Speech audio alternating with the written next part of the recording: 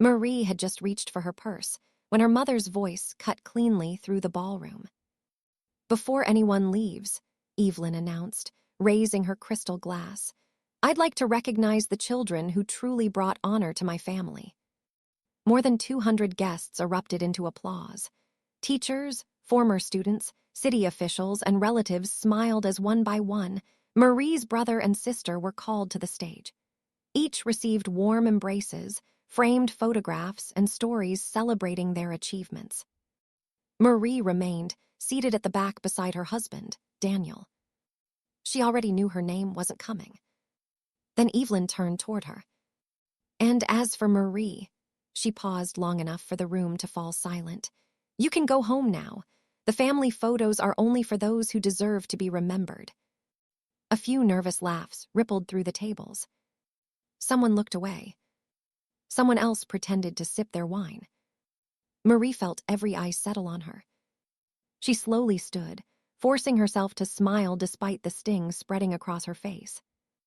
"It's all right," she whispered to Daniel. "Let's just leave." Instead of reaching for his jacket, Daniel calmly stood beside her. Then, without raising his voice, he looked toward the master of ceremonies. "May I borrow the microphone for just 1 minute?" The applause vanished.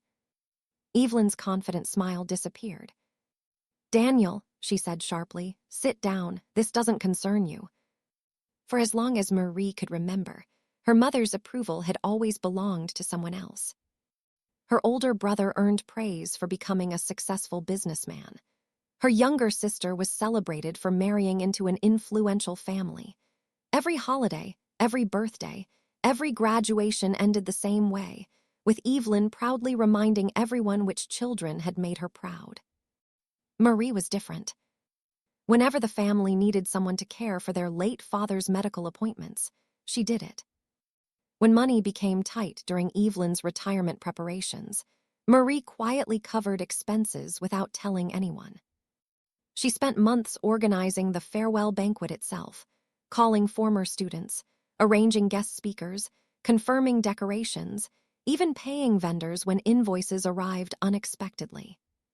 She never expected applause. She only hoped that, just once, her mother might say, "Thank you." Instead, she had been asked to leave the very celebration she had helped create. Daniel gently squeezed her hand. "I told you this would happen," he said quietly. Marie shook her head. "Please, don't make tonight worse." His expression remained calm. "I'm not." He glanced toward a thick folder resting beneath his chair. "I'm making sure tonight is the last time they ever rewrite your story." Marie stared at the folder. She had never seen it before.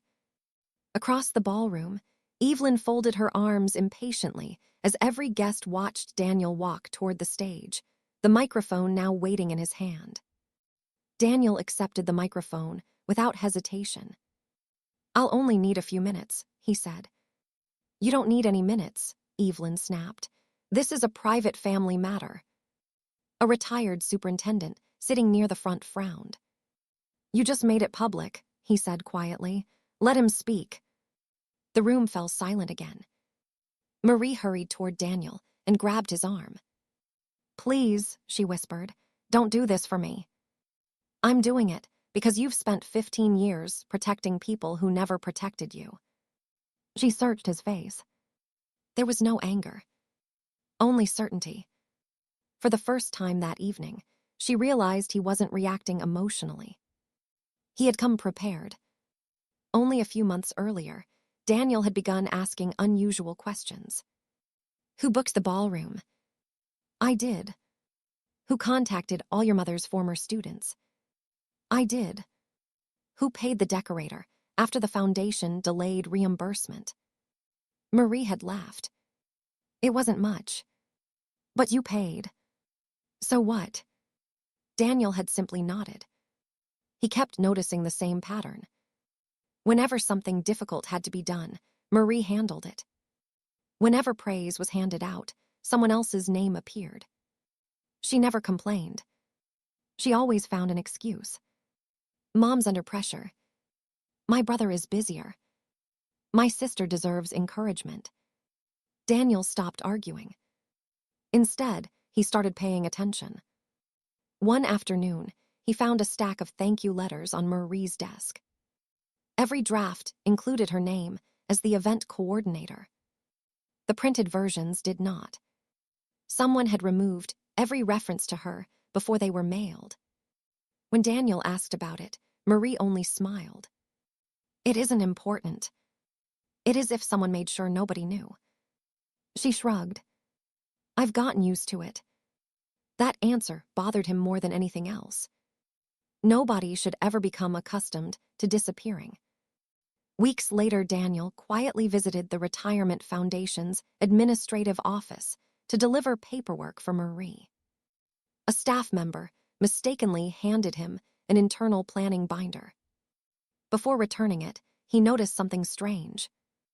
The original project schedule listed Marie as lead organizer. Later revisions replaced her name with those of her brother and sister.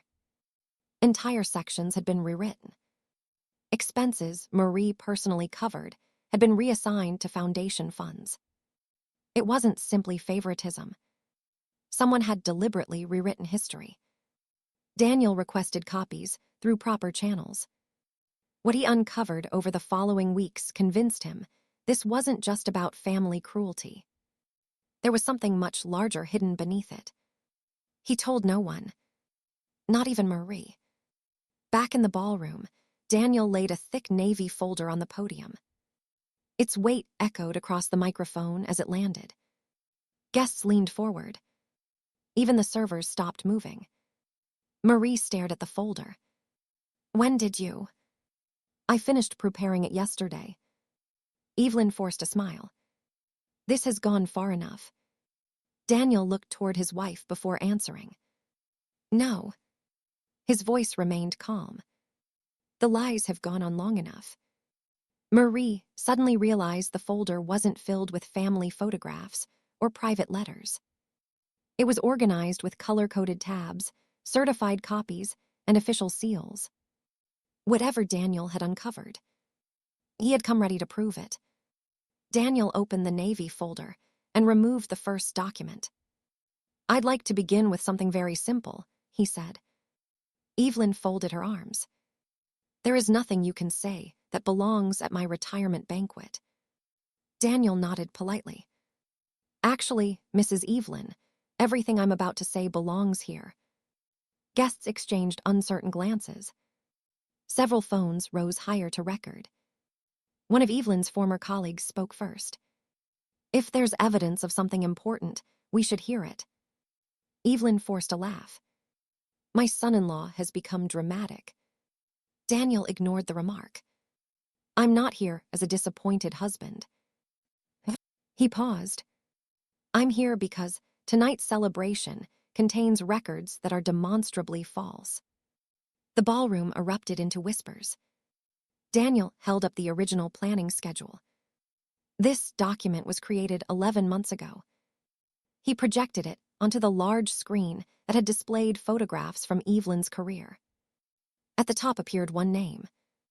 Lead event coordinator, Marie Lawson. Gasps spread across the room. Daniel clicked to the next page.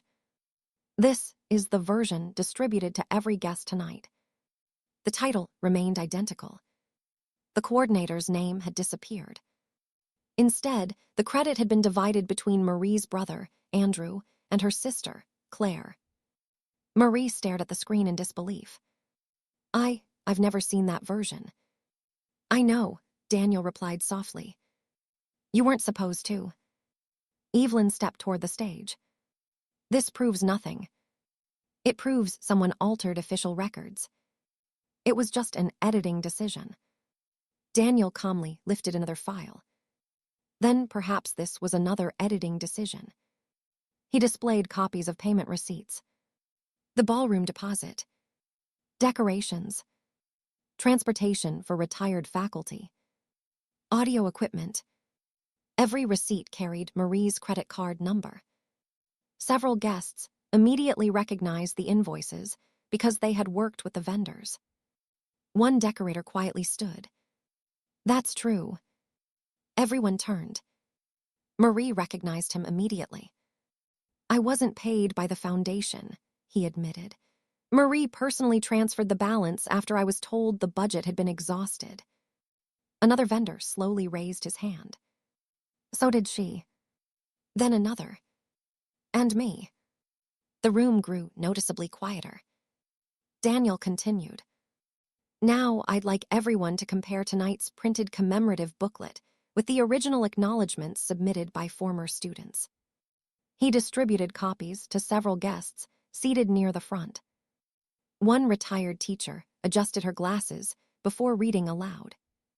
Special appreciation to Marie Lawson for months of tireless coordination. She looked down at the official booklet.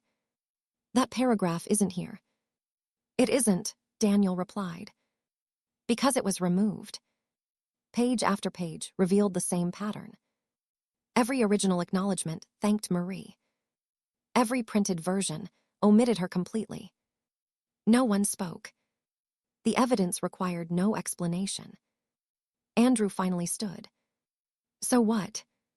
His voice echoed sharply across the ballroom. We changed the program. It happens.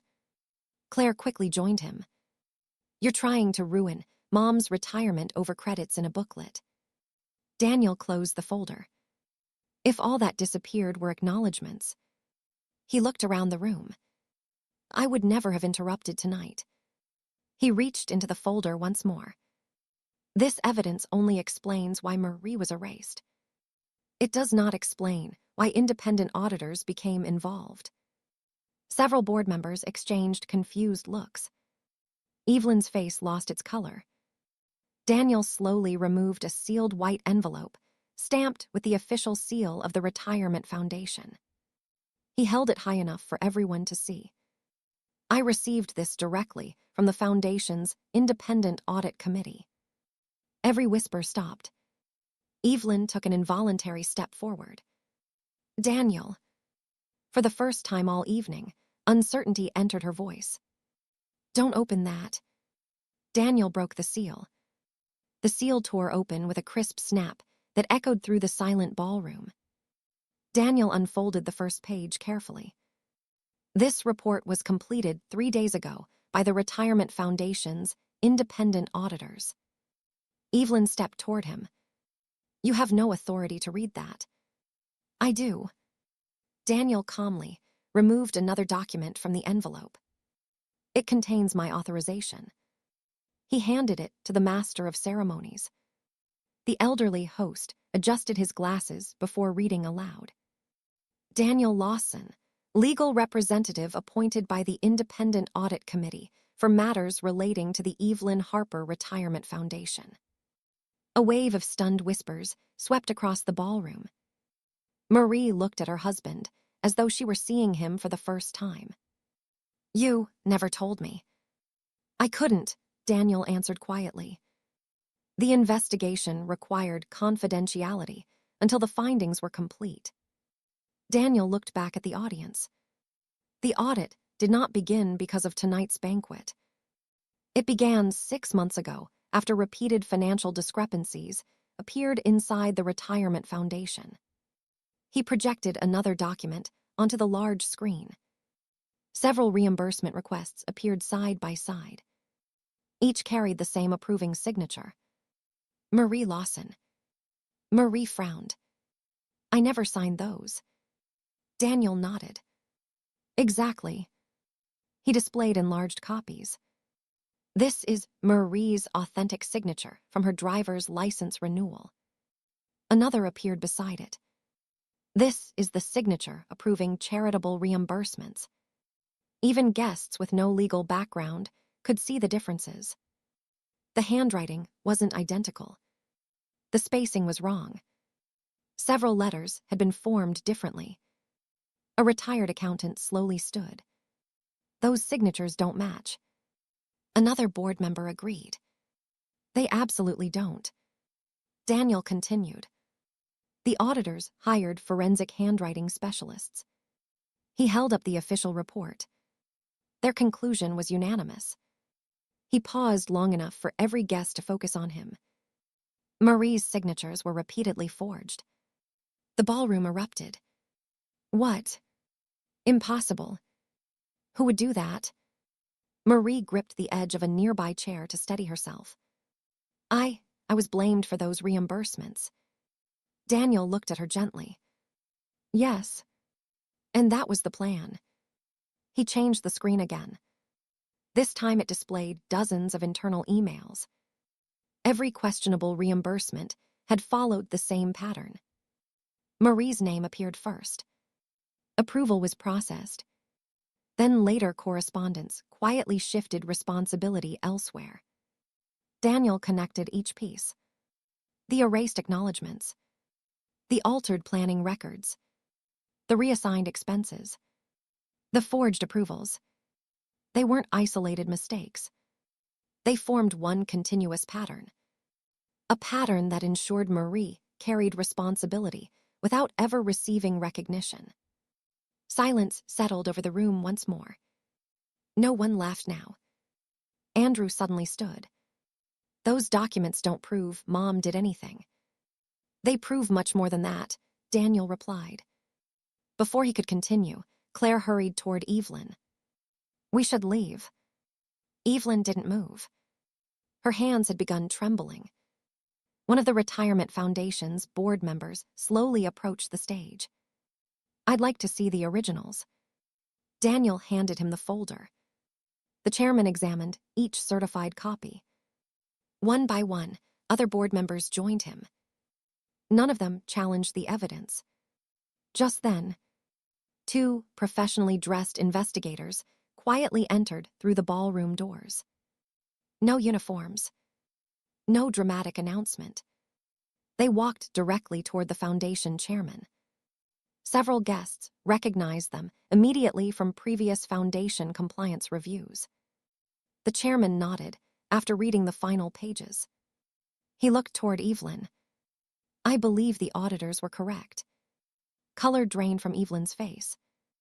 Marie watched in disbelief as the woman who had controlled every family gathering for decades suddenly looked smaller than she ever had before. Daniel closed the folder. I've only explained how Marie became the family's scapegoat. He looked toward the chairman. The final document explains who benefited. Before Daniel could continue, the lead auditor stepped beside him holding one final certified file. He looked directly at Evelyn. Mrs. Harper. He placed the document on the podium. Before anyone leaves, there is one last record everyone deserves to see. The lead auditor placed the certified file on the podium. No one moved. No one even reached for a glass. The ballroom that had been filled with applause only minutes earlier had become completely silent. He opened the report and looked directly at Evelyn. This document identifies who benefited from every falsified reimbursement and every alteration of the Foundation's official records. Daniel stepped aside. The findings speak for themselves. The auditor nodded. Over a period of 4 years, multiple administrative changes reassigned recognition for charitable projects, while redirecting reimbursements to accounts controlled by 2 members of Mrs. Harper's immediate family. He turned another page. The evidence does asterisk not asterisk indicate that Marie Lawson received any financial benefit. Every eye shifted toward Marie. She stood frozen. The accusation that had quietly followed her for years disappeared in a single sentence. The chairman of the Retirement Foundation accepted the report and read the summary aloud. The investigation concludes that Mrs. Evelyn Harper knowingly approved revised records that removed Marie Lawson's documented contributions from Foundation archives. A collective gasp swept across the room. He continued reading. Furthermore, the audit determined that reimbursement requests bearing Marie Lawson's forged signature were processed to conceal unauthorized expenditures authorized by Andrew Harper and Claire Bennett. Andrew shot to his feet. That's a lie. It isn't, the chairman replied calmly. The supporting documentation is attached. Claire's face turned pale. There has to be some mistake. Daniel quietly slid another binder across the table. There isn't. Inside were certified bank transfers, vendor invoices, email correspondence, and forensic handwriting reports. Every page confirmed the same conclusion. Marie had never signed a single reimbursement. She had never received a single payment. Instead, her name had been used whenever someone needed a convenient person to blame. Evelyn finally found her voice. I never wanted Marie to be blamed. Daniel looked at her steadily. But you allowed it. She opened her mouth to answer. Nothing came out. One retired teacher slowly stood. I worked beside you for 28 years. His disappointment filled the room. I believed integrity was your greatest lesson. Another former colleague shook her head. Marie organized half of the community programs we praised your family for. We never knew. One after another, former students approached Marie. I'm sorry. I judged you unfairly. I believed what we were told. Marie couldn't answer immediately. Tears filled her eyes, not from humiliation this time, but from relief. For the first time in her life, strangers were giving her something she had never received from her own family. The truth. The foundation chairman addressed the audience. Effective immediately, Mrs. Harper's honorary retirement recognition is suspended pending final board action. He turned toward Andrew and Claire. Your appointments to foundation committees are also suspended. The two investigators quietly informed them that financial records would be reviewed in full. Neither sibling argued anymore. They simply lowered their heads. Evelyn looked toward Marie. For the first time, there was no authority in her voice. Only regret. I thought. She stopped herself. I thought protecting this family's reputation mattered more. Marie wiped away a tear. You weren't protecting the family. You were protecting an image. And you made me carry the cost. Evelyn had no reply. As guests prepared to leave, they no longer surrounded Evelyn. Instead, they gathered around Marie. Former students thanked her for years of unseen service. Vendors refused payment for the evening's remaining expenses after learning she had personally financed so much of the celebration. Several board members invited Marie to help rebuild the foundation's volunteer program with transparent oversight. Daniel quietly stepped beside her. You don't have to prove yourself anymore. Marie smiled through her tears. I think, for the first time, I finally believe that. He took her hand. Together they walked toward the ballroom doors, not because they had been told to leave, but because they were leaving with their dignity fully restored.